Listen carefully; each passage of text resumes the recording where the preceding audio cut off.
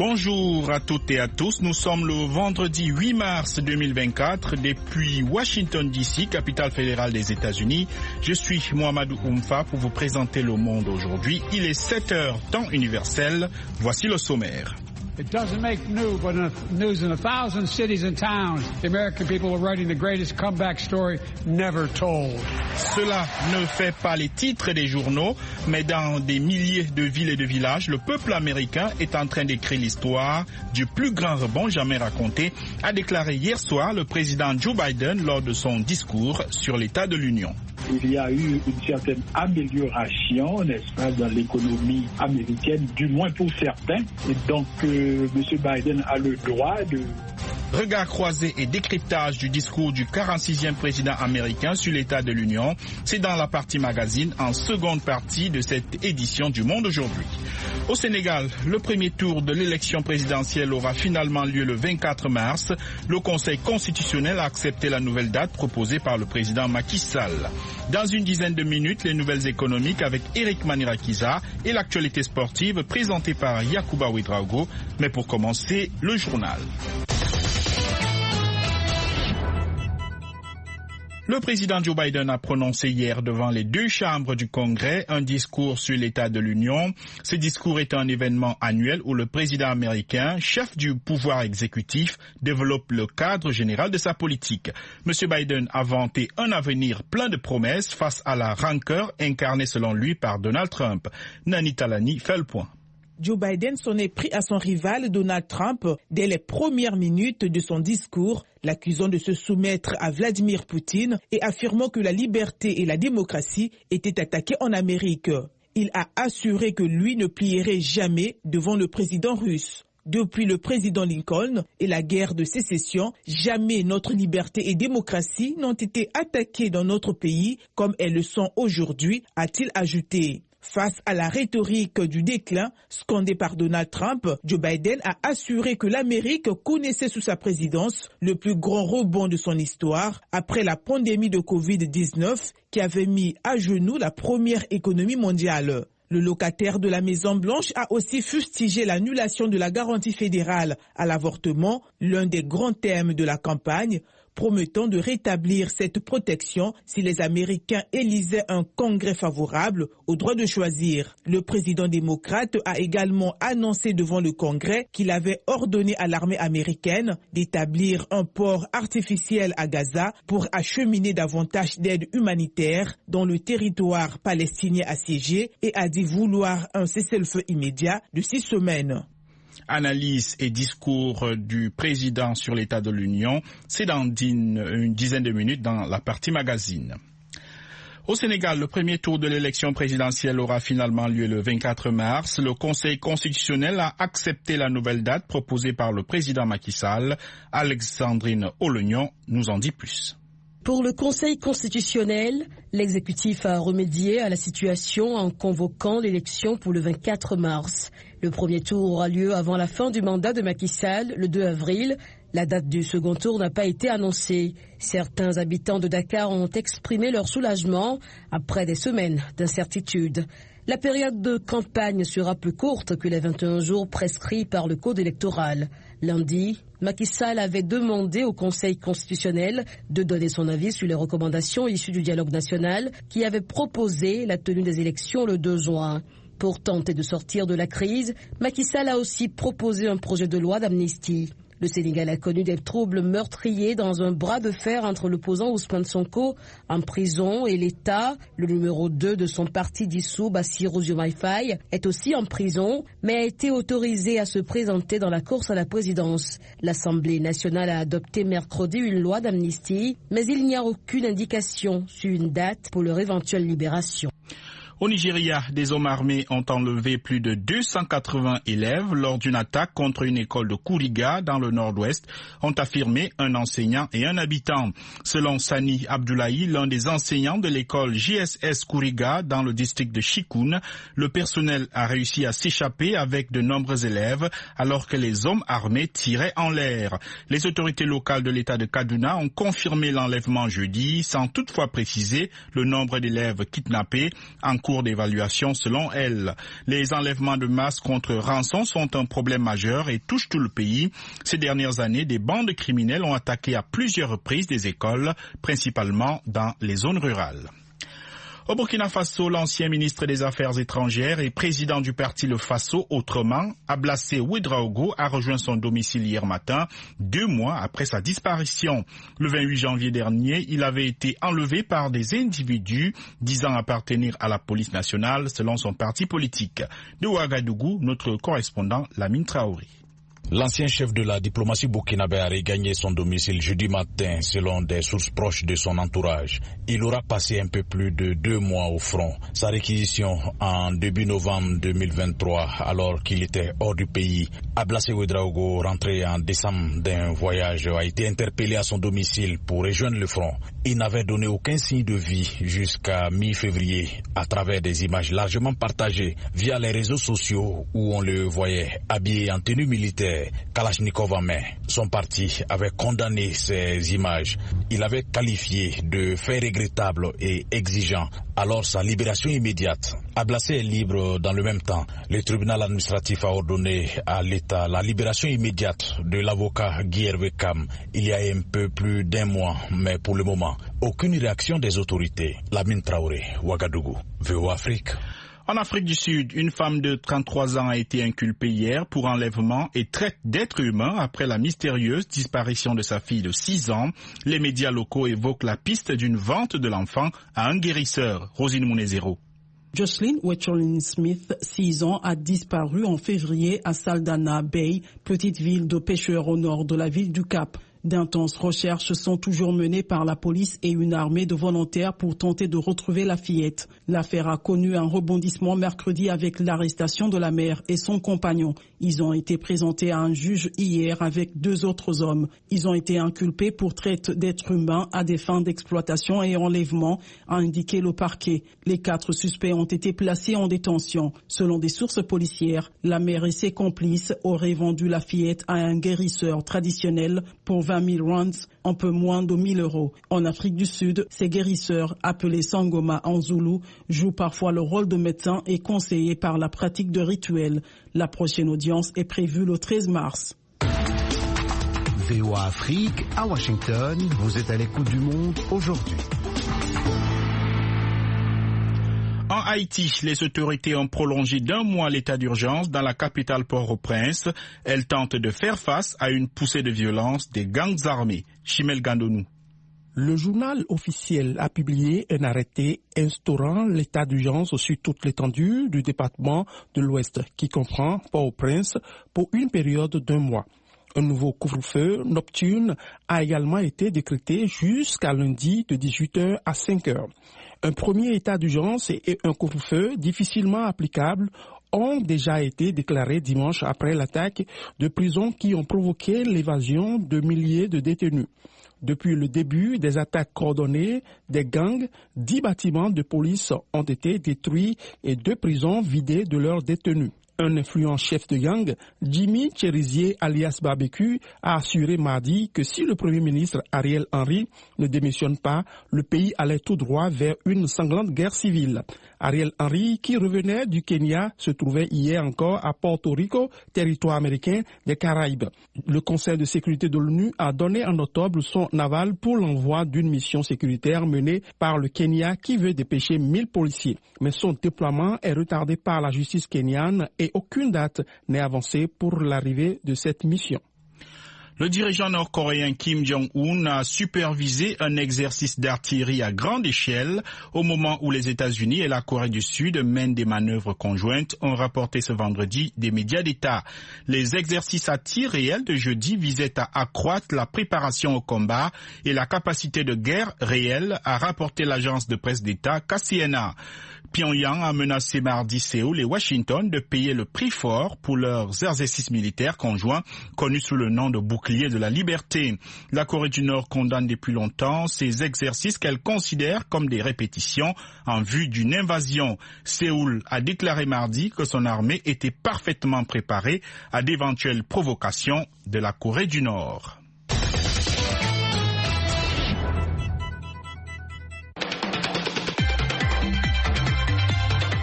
Voilà pour le journal. Vous écoutez Le Monde aujourd'hui sur VOA Afrique et voaafrique.com. À présent, un condensé des nouvelles économiques en Afrique et ailleurs. La Minute Éco, c'est avec Eric Manirakiza. Au moins 53% des dirigeants d'entreprises africains citent l'Union européenne comme le premier partenaire commercial étranger qu'ils souhaiteraient avoir à l'horizon 2050, loin devant la Chine, les États-Unis et la Russie, indique une enquête de l'Institut Choiseul, un think tank français dédié à l'analyse des grands enjeux économiques, politiques et sociétaux. Près de 2000 personnes d'une cinquantaine de pays planchent jeudi à Paris sur la décarbonation du secteur du bâtiment et les moyens d'adapter la construction au réchauffement du climat. Les participants sont des architectes industriels des matériaux de construction, promoteurs immobiliers, financiers, ingénieurs africains comme l'Égypte, la Côte d'Ivoire, le Cameroun et l'Afrique du Sud sont représentés à ce forum. Le secteur du bâtiment est aujourd'hui responsable de 21% des émissions mondiales de gaz à effet de serre et de 37% des émissions de CO2.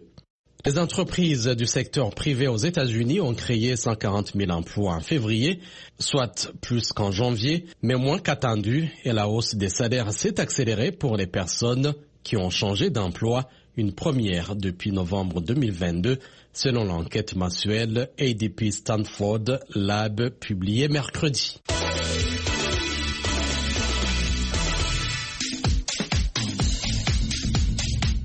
Et maintenant, la page sportive, c'est avec Yacouba Ouedraogo. Bonjour Yacouba. Bonjour Mohamedou, bonjour à tous. Le noble art pour commencer, Francis Ngannou fait face ce soir à Anthony Joshua.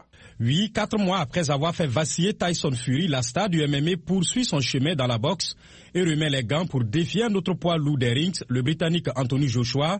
Ce vendredi en Arabie Saoudite, le Camerounais de 37 ans avait choqué le monde des sports de combat pour ses débuts en boxe anglaise le 29 octobre dernier, en envoyant Tyson Fury champion WBC des lourds et grandissime favori au tapis au 3e round. Francis Ngannou se dit confiant. Je crois en moi, ce qui ne veut pas dire que je contrôle le résultat. Je crois au fait que je vais faire de mon mieux et que je ne peux pas contrôler le résultat et que, quel qu'il soit, je l'accepterai. Mais je crois en ma détermination, en mon dévouement. Je crois au travail que je fais pour obtenir ce que je veux. Chaque fois que je disposerai d'une ouverture, je la saisirai. Alors ne vous inquiétez pas de la clé ou de l'indice. Je ne laisserai aucune pierre non retournée et aucune opportunité non explorée. Après Tyson Fury, c'est donc Anthony Joshua, ancien détenteur des titres WBA, IBF et WBO de la catégorie, qui a accepté le défi Ngannou et le deal lucratif qui vient avec. Joshua reste sur une victoire convaincante par arrêt de l'arbitre contre le Suédois Otto Wallin en décembre dernier, sa 3e victoire de 2023. Nous ne regardons pas au-delà de ce combat. C'est mon objectif principal. Les encouragements et tout le reste, c'est juste la victoire, c'est tout. Je me concentre sur mon plan de jeu et sur ce que je vais faire. Le meilleur gagne toujours. Ce n'est pas sorcier de dire que le meilleur gagne toujours. Mais l'une des principales choses que j'attends avec impatience, c'est de montrer à quel point je suis bon. Le boxeur britannique Anthony Joshua, avec cette 2e incursion sur un ring, Francis Ngannou poursuit donc son chemin en boxe anglaise, la discipline qui le faisait rêver, avant qu'il ne se consacre aux arts martiaux mixtes. En arts martiaux mixtes, le premier événement de la PFL Afrique annoncé pour avril 2025. L'annonce a été faite par Don Davis, le fondateur de la Ligue d'arts martiaux mixtes, ajoutant « Nous allons apporter notre vision et notre capacité à développer les futurs champions du continent. Les athlètes n'auront pas à quitter l'Afrique pour se mesurer à des concurrents de haut niveau, bénéficier d'une grande plateforme médiatique et être rémunéré en tant que professionnel, a expliqué Murray. Fondée il y a 6 ans, la PFL, Professional Fighter League, a pris de l'ampleur depuis qu'elle a recruté le Camerounais Francis Ngannou, ancien champion des poids lourds de l'UFC. Ngannou est aussi membre du conseil consultatif de l'organisation pour représenter les intérêts des combattants. La Ligue l'a également nommé président de sa branche Afrique. Merci Yacouba.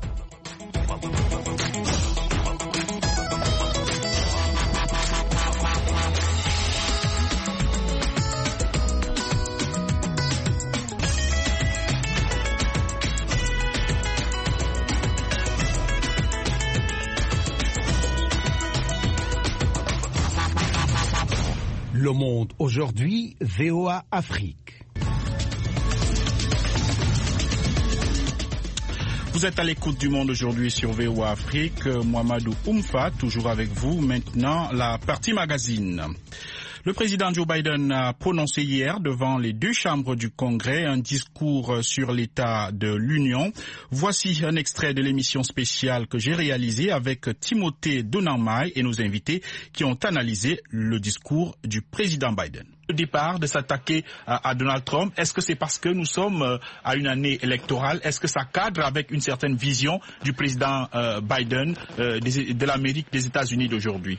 Alors, ça cadre avec la vision des États-Unis. Il était important qu'il rappelle aux électeurs les événements du 6 janvier qui ont justement porté atteinte à la démocratie américaine et dont l'ancien président Trump était l'inspirateur.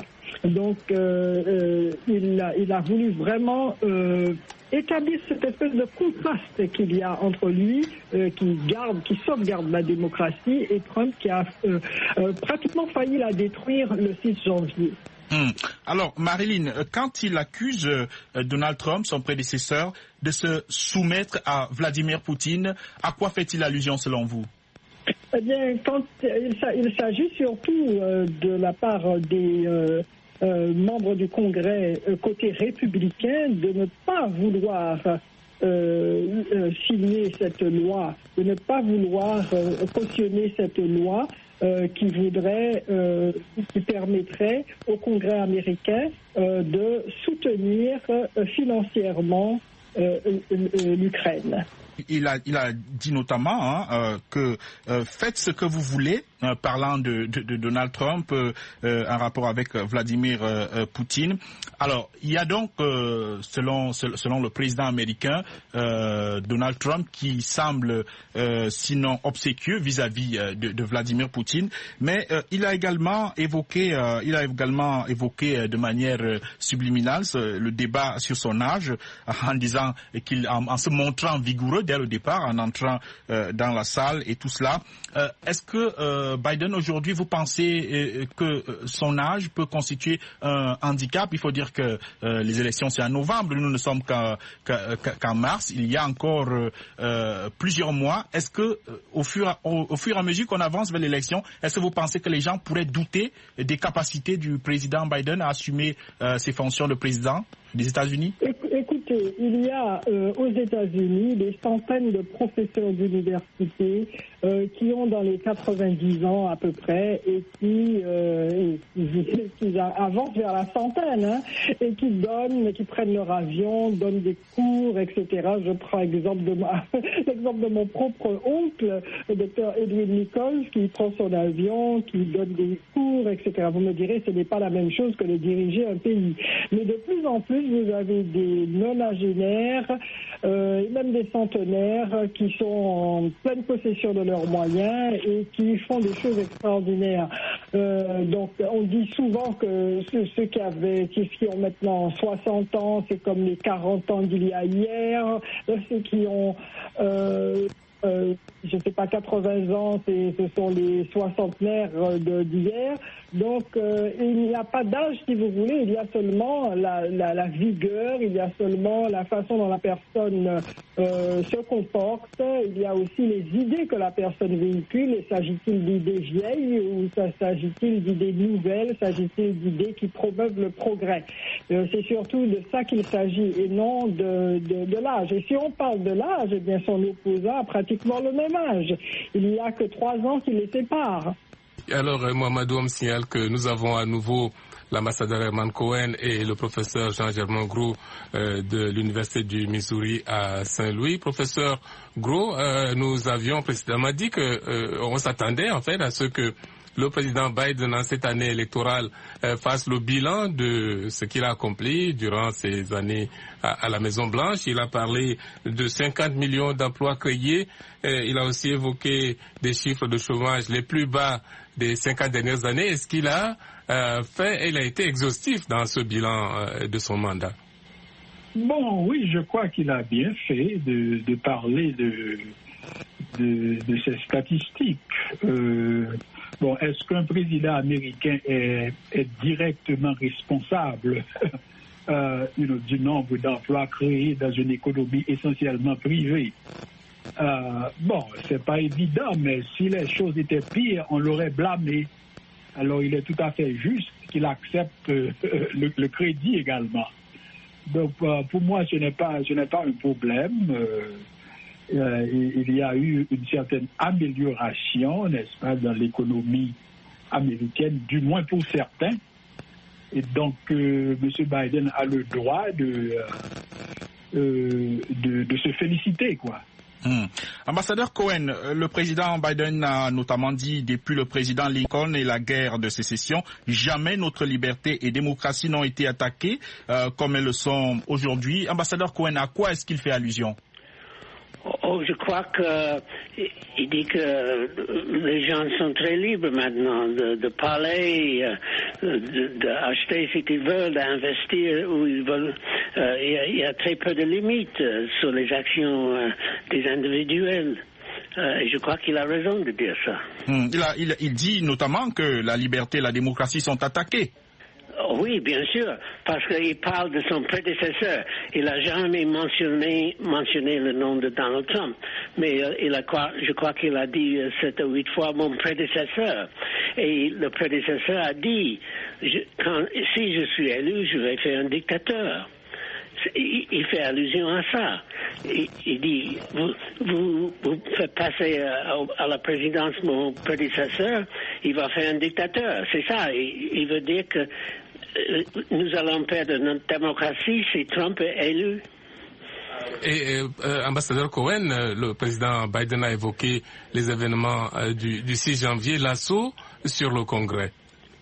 Oui, le 6 janvier, c'est-à-dire le Hamas a attaqué et attaqué Israël, notre meilleur ami dans le Moyen-Orient.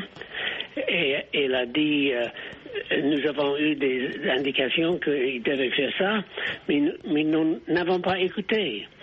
Il a dit que c'était une faillite de nos services de renseignement.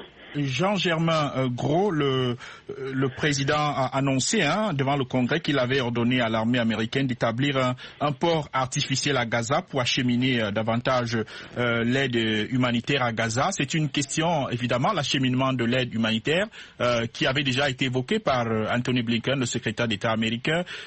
Joe Biden, qui revient sur cette question, selon vous, il parle également d'une solution à 2 États. Comment est-ce que vous analysez la vision du président Biden par rapport à la résolution du conflit entre le Hamas et Israël?